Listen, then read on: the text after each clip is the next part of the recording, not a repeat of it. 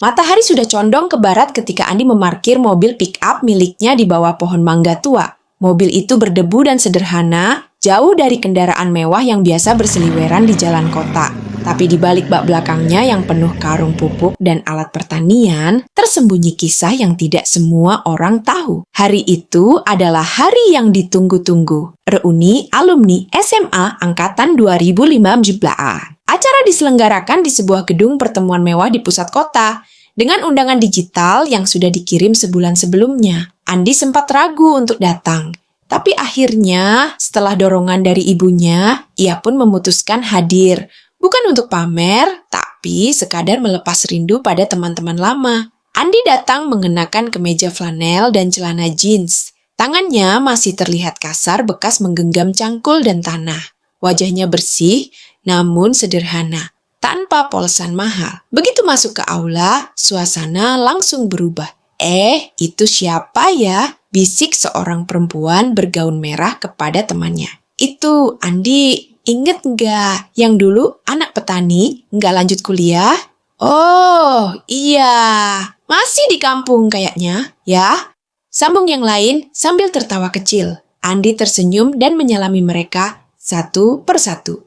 Mencoba bersikap biasa. Tapi bisik-bisik dan tatapan itu tak bisa ia abaikan. Ia duduk di pojok ruangan, mengamati rekan-rekannya yang kini tampak sukses. Ada yang jadi pegawai bank, pengacara, dosen, bahkan influencer. Saat acara mulai, ada sesi perkenalan. Masing-masing peserta diminta maju dan menceritakan kesibukan mereka.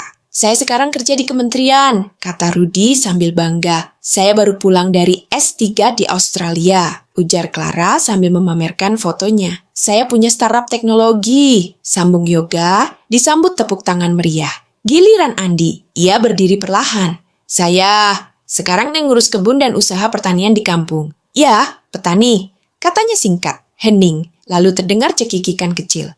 Wah, keren banget, tapi sayang ya. Kita di sini ngomongin soal prestasi profesional, celetuk seseorang. Jadi petani zaman sekarang tuh gimana sih? Masih pakai kerbau? Timpal yang lain. Andi menunduk, menahan diri. Ia tak membalas satu kata pun. Tapi hatinya perih. Acara terus berjalan. Tapi bisik-bisik itu masih menggantung di udara. Mereka menilainya dari baju, dari latar belakang keluarganya, dari fakta bahwa ia tak pernah masuk perguruan tinggi. Mereka tidak tahu atau mungkin tidak peduli bahwa Andi kini memiliki 50 hektar lahan pertanian organik, mempekerjakan lebih dari 200 orang, dan memasok produk segar ke 5 supermarket besar di 3 kota. Omsetnya mencapai 100 juta rupiah per hari. Namun ia tetap tinggal di desa, dekat dengan orang tuanya dan para pekerjanya.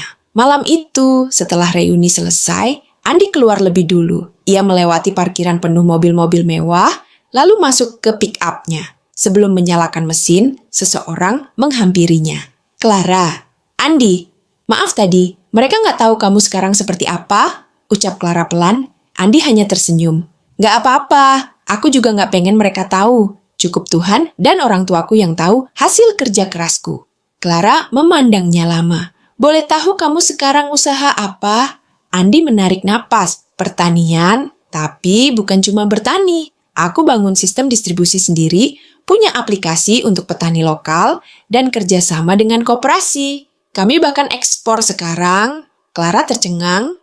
Seminggu setelah reuni, sebuah berita viral tersebar. Petani muda dari Jawa Tengah ini raup 100 juta per hari dari usaha organik.